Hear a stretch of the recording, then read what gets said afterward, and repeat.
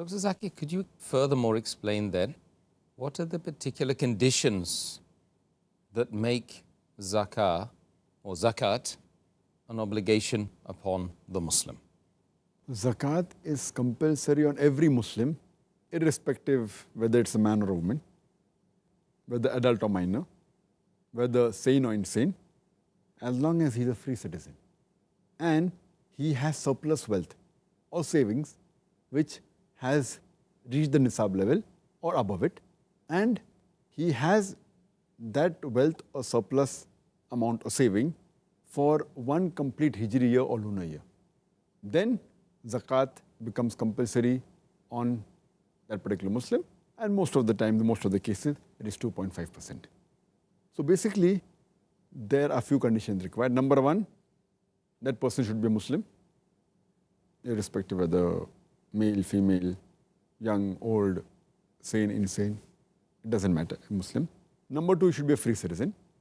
Number three, he should be a sahib-e-nisab.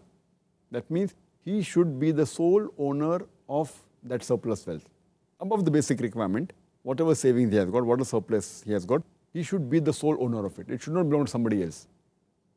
And it should be with him for one complete lunar year or hijri year, as it's mentioned in the hadith of Tirmidhi, hadith number 631.